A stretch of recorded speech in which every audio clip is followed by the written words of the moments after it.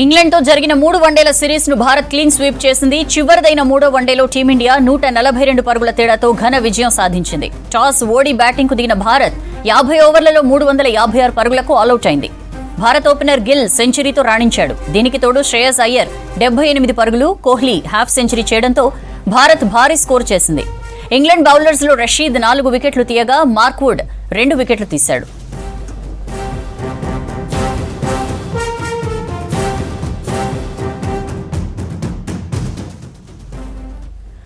భారీ లక్ష్య ఛేదనలో ఇంగ్లాండ్కు శుభారంభం లభించింది. ఫస్ట్ వికెట్కు 60 పరుగుల భాగస్వామ్యం నమోదు చేశారు. కానీ మిడిల్ ఆర్డర్తో పాటు లోయర్ ఆర్డర్ తడబడ్డంతో 34.2 ఓవర్లకు 214 రన్స్కే ఆలౌట్ అయింది.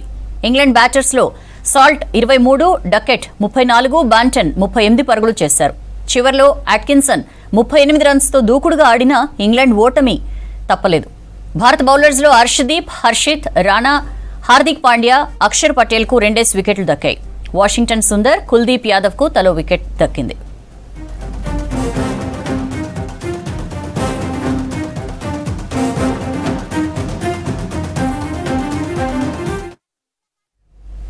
కులగణనలో పాల్గొనని వారి కోసం మరో ఛాన్స్ ఇచ్చింది ప్రభుత్వం. ఈ నెల 16 నుంచి 28 వరకు రీసర్వే చేయనుంది.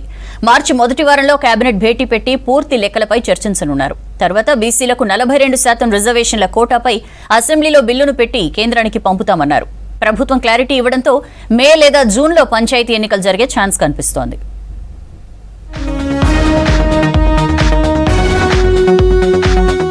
కులగణనలో పాల్గొనని వారి కోసం ఫిబ్రవరి 16 నుంచి 28 వరకు కులగణన రీసర్వే చేపడతామన్నారు డిప్యూటీ సీఎం బట్టి విక్రమార్క. రాష్ట్రంలో 3.01% మంది ప్రజలు సర్వేలో పాల్గొనలేదన్నారు. కేసీఆర్, కేటీఆర్, హరీష్, పల్లా లాంటి వాళ్లు ఉద్దేశపూర్వకంగా సర్వేలో పాల్గొనలేదని విమర్శించారు. మార్చి మొదటి వారంలో కేబినెట్ భేటీ ఉంటుందన్నారు డిప్యూటీ సీఎం. మొత్తం లెక్కలతో సహా కేబినెట్ లో చర్చిస్తామన్నారు భట్టి.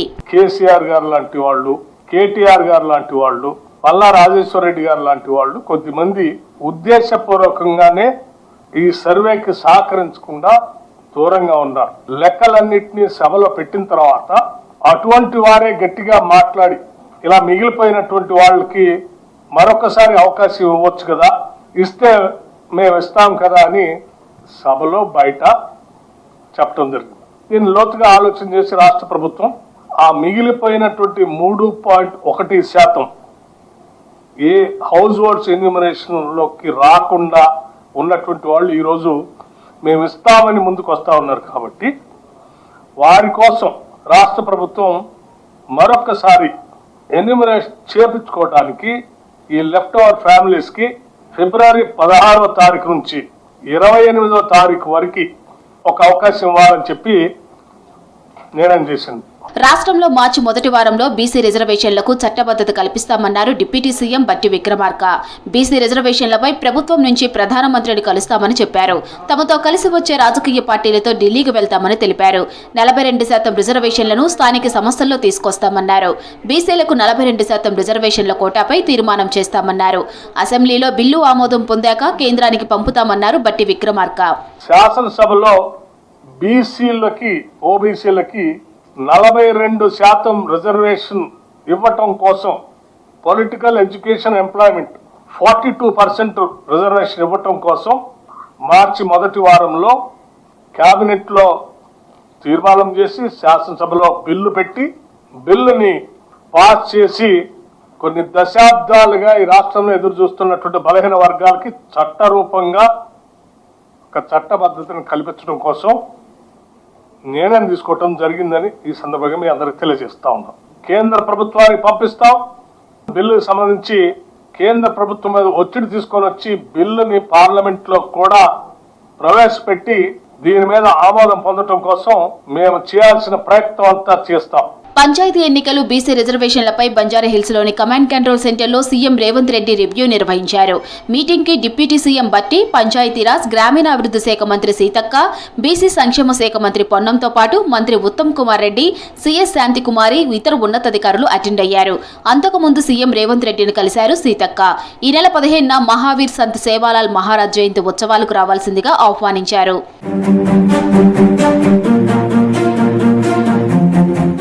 రాష్ట్రంలోని 93 లక్షల ఇళ్లను డిజిటల్ కనెక్టివిటీ పరిధిలోకి తేనున్నట్లు చెప్పారు మంత్రి శ్రీధర్ బాబు. టీ ఫైబర్ నుంచి ఇంటింటికి ఇంటర్నెట్ ఫెసిలిటీ కల్పించే కార్యక్రమాన్ని ప్రారంభించినట్లు తెలిపారు. సెక్రటరియట్లో వరల్డ్ బ్యాంక్ డెలిగేట్స్ తో భేటీ అయిన మంత్రి పైలట్ ప్రాజెక్టు కింద 4 గ్రామాల్లో అమలు చేస్తున్నామన్నారు. మరో 3 ఏళ్లలో రాష్ట్ర వ్యాప్తంగా అన్ని గ్రామాల్లో కనెక్టివిటీ విస్తరించాలనే లక్ష్యంతో ప్రభుత్వం పనిచేస్తున్నట్లు శ్రీధర్ బాబు తెలిపారు. 10 ఏళ్ల కేసీఆర్ పాలనలో నల్గొండ జిల్లా రైతులు తీవ్ర ఇబ్బందులు పడ్డారన్నారు మంత్రి కోమటిరెడ్డి వెంకటరెడ్డి. 80% పూర్తయిన ప్రాజెక్టులను బీఆర్ఎస్ పక్కన పెట్టిందని మండిపడ్డారు. బ్రాహ్మణ వెల్లంల ప్రాజెక్టుతో 1,00,000 ఎకరాలకు సాగునీరు ఇస్తామని తెలిపారు.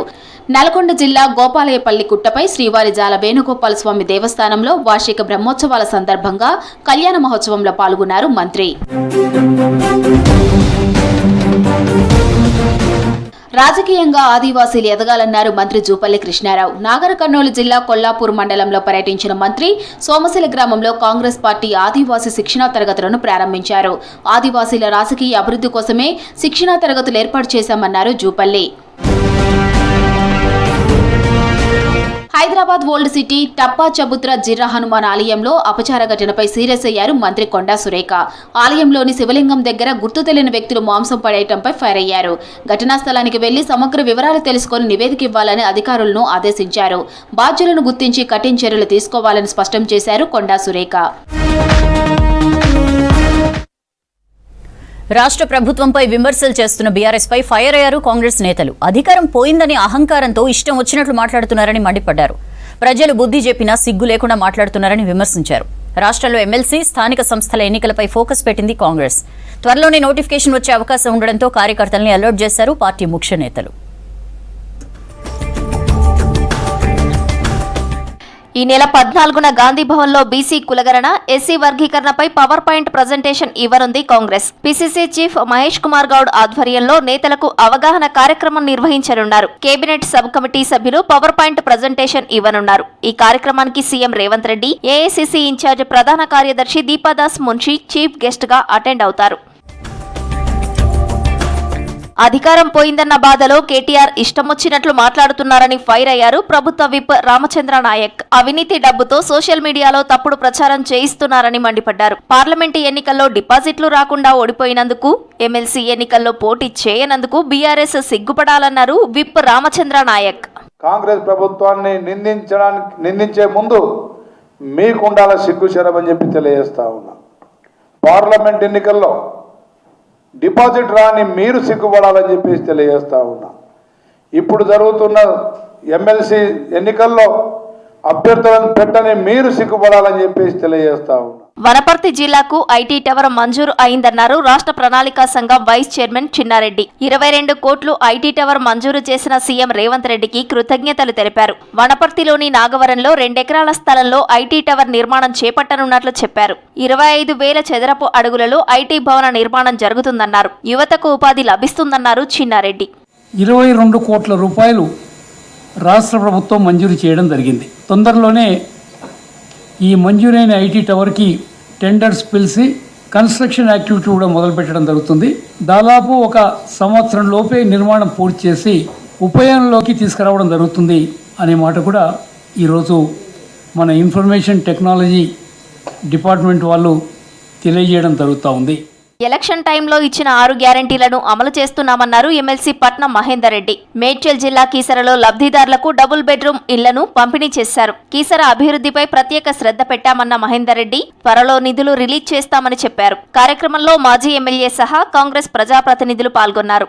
ప్రభుత్వం మీద భారం ఎంతున్నప్పటికీ కూడా ఇచ్చిన మాట ప్రకారంగా పేదవాళ్ళందరూ కూడా మరి లబ్ధిదారులకు అన్ని చెప్పిన విధంగా ఇవ్వడం కూడా జరుగుతుంది. దీంతో పాటు అభివృద్ధి పరంగా కూడా మరి పెద్ద ఎత్తున సిటీ ప్రాంతంలో మున్సిపాలిటీ ఎక్కడెక్కడైతే ఉన్నాయో మరి అక్కడ ప్రజలు కోరిన విధంగా మరి రోడ్లు కానీ మోరీలు అన్నీ కూడా చేయడం కూడా జరుగుతుంది. ఢిల్లీ ద్వారకా సెక్టార్ 5లోని రాజపురిలో ఫస్ట్ అవుట్లెట్ ను గ్రాండ్ గా లాంచ్ చేసింది automobile. Peddapalli MP JMD Gaddam Vamsikrishna outlet ను ప్రారంభించారు. స్టైలిష్ లుక్, యూనిక్ డిజైన్లతో 3 బైక్లను లాంచ్ చేశారు. ఒక్కసారి ఛార్జింగ్ తో దాదాపు 100 కిలోమీటర్ల ప్రయాణం చేయొచ్చని ఆటోమొబైల్ ప్రతినిధులు తెలిపారు.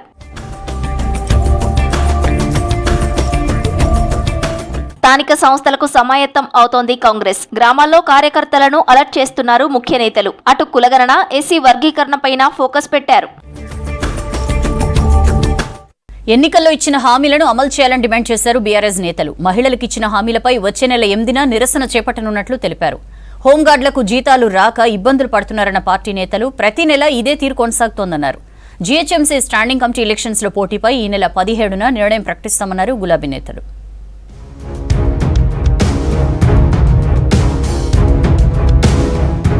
రాష్ట్ర వ్యాప్తంగా 16,000కు పైగా హోంగార్డులకు 12 రోజులు గడుస్తున్నా జీతాలు చెల్లించకపోవడం దారుణమన్నారు మాజీ మంత్రి బీఆర్ఎస్ ఎమ్మెల్యే హరీష్ రావు. చిన్న జీతాలపైనే ఆధారపడ్డ హోంగార్డులు చేతిలో చిల్లి గవ్వలేక ఇబ్బందులు ఎదుర్కొంటున్నట్టు చెప్పారు. హౌస్ రెంట్, రోజువారీ ఖర్చుల కోసం అప్పులు చేయాల్సిన దుస్థితి వచ్చిందని ఎక్స్ వేదికగా ట్వీట్ చేశారు హరీష్ రావు. కాంగ్రెస్ పార్టీ అధికారంలోకి వచ్చిన నాటి నుంచి ప్రతి నెల ఇదే తీరు కొనసాగుతున్నా పట్టించుకునే వారే లేరని అసహనం వ్యక్తం చేశారు.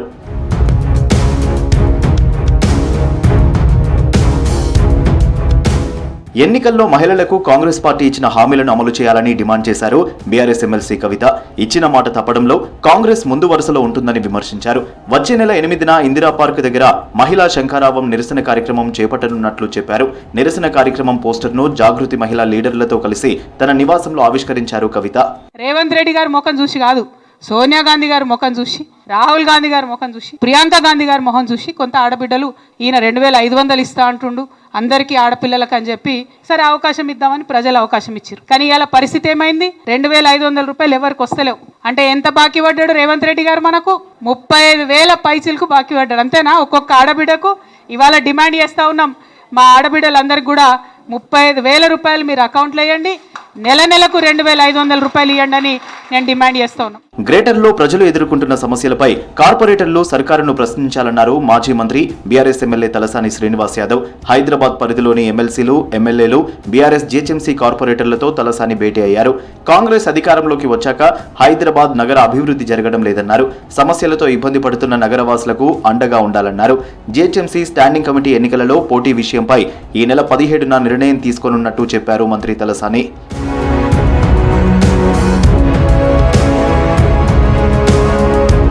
14 నెలల కాంగ్రెస్ పాలనలో విద్యాశాఖపై రివ్యూ చేయలేదన్నారు BRSV state chief Gellu Srinivas Yadav. రాష్ట్రంలో కార్పొరేట్ కాలేజీలు ఫీజుల దోపిడీ ఎక్కువైనా పట్టించుకోవడం లేదన్నారు. అధికారంలోకి వస్తే విద్యార్థినులకు స్కూటీ ఇస్తామన్న హామీ నెరవేర్చాలని డిమాండ్ చేశారు శ్రీనివాస్ యాదవ్. కాంగ్రెస్ ప్రభుత్వం ముఖ్యమంత్రి రేవంత్ రెడ్డి గారు ప్రమాణ స్వీకారం చేసి ఈ రాష్ట్రంలో 14 నెలలు దాటిన విద్యా వ్యవస్థను మాత్రం ఇలా గాడిలో పెట్టలేదు. రోజు రోజుకు విద్యా వ్యవస్థ చాలా అధ్వానంగా తయారైపోతా ఉన్నది. ఎందుకంటే విద్యాశాఖ అనేది ప్రభుత్వంలో చాలా కీలకం. ఉమ్మడి రాష్ట్రంలో నుంచి మొదలుకుంటే మొన్నటి వరకు కూడా ఎప్పుడు కూడా ఒక విద్యాశాఖ మంత్రి లేని ప్రభుత్వాలు లేవు. కానీ దురదృష్టకరం, ఈ రాష్ట్రంలో రేవంత్ రెడ్డి గారు ముఖ్యమంత్రి అయిన తర్వాత విద్యాశాఖనే తన దగ్గరే పెట్టుకున్నాడు. ఇప్పటి వరకు దాని మీద విద్యాశాఖ మీద రివ్యూ లేదు. ఎమ్మెల్సీ కవిత రేపు జనగామ జిల్లాలో పర్యటించనున్నారు. విశ్వకర్మ హస్తకళల సెంటర్ను సందర్శించనున్న కవిత పార్టీ కార్యక్రమాల్లో పాల్గొననున్నారు. భారత్ రక్షణ రంగంలో వేగంగా అభివృద్ధి చెందుతోందన్నారు కేంద్ర మంత్రి రాజ్నాథ్ సింగ్. ఏరో ఇండియా ఎగ్జిబిషన్లో వివిధ దేశాల రక్షణ మంత్రులతో భేటీ అయ్యారు. పేదరికం లేని భారత్ను నిర్మించడమే మోదీ సర్కార్ లక్ష్యమన్నారు బీజేపీ నేతలు. అమెరికా ప్రెసిడెంట్ ట్రంప్ మోదీకి స్నేహితుడైతే భారతీయులను ఎందుకు బహిష్కరిస్తారని ప్రశ్నించారు ఏఐసీసీ చీఫ్ ఖర్గే. రక్షణ రంగంలో భారత్ వేగంగా అభివృద్ధి చెందుతోందన్నారు కేంద్ర రక్షణ మంత్రి రాజ్నాథ్ సింగ్. బెంగళూరులో జరుగుతున్న ఏరో ఇండియా ఎగ్జిబిషన్లో పాల్గొన్నారు. ఈ సందర్భంగా వివిధ దేశాల రక్షణ మంత్రులతో భేటీ అయ్యారు. Zimbabwe, Yemen, Ethiopia, Gambia, Gabon దేశాల రక్షణ మంత్రులకు భారత రక్షణ ఉత్పత్తుల గురించి వివరించారు. అలాగే అనేక ఒప్పందాలపై చర్చించారు Rajnath Singh.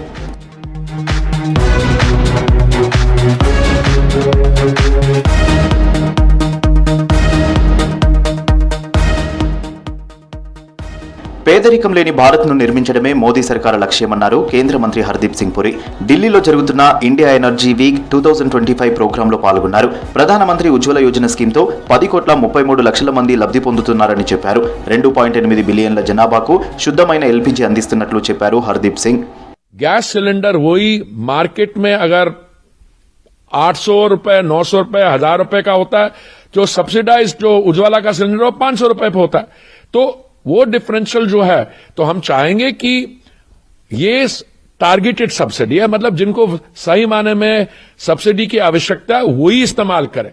America president Trump ప్రధాని మోదీకి స్నేహితులైతే భారతీయులను ఎందుకు బహిష్కరిస్తారని ప్రశ్నించారు కాంగ్రెస్ అధ్యక్షులు మల్లికార్జున ఖర్గే. ఒకవేళ బహిష్కరిస్తే వారిని సాధారణ విమానంలో కాకుండా గూడ్స్ విమానంలో ఎందుకు పంపుతున్నారని మండిపడ్డారు ఖర్గే. అంటే మోదీ ఫ్రెండ్ ట్రంప్ భారతీయులను బానిసలుగా చూస్తున్నాడన్నారు ఖర్గే. उसके वजह वो हमेशा ये कहते Trump is my friend, Trump he will listen to me. ये बोलना ठीक नहीं है. अगर आपकी बात सुनता है तो लोगों को बगैर पूछे क्यों डिपोर्ट कर रहा है. रेगुलरली जो फ्लाइट है हमारे, उस फ्लाइट पैसेंजर फ्लाइट में लाने का छोड़ के वो गुड्स कैरी करने वाले फ्लाइट्स में ला रहे हैं. దేశంలోని అన్ని రంగాలకు ప్రధాని మోదీకి అప్పగించే కుట్ర జరుగుతోందన్నారు కాంగ్రెస్ అగ్రనేత ప్రియాంక గాంధీ. దీనికోసం సరిహద్దు భద్రతా నియమాలను మార్చే స్థాయికి ఎన్డీఏ సర్కార్ చేరిందన్నారు. అదానీ ఎనర్జీ కోసం భారత బోర్డు లాను మార్చడం దారుణమన్నారు. కొంతమంది స్వార్థం కోసం ఇండియన్ ఆర్మీ భద్రతను గాలికొదిలేశారంటూ ట్వీట్ చేశారు ప్రియాంక గాంధీ.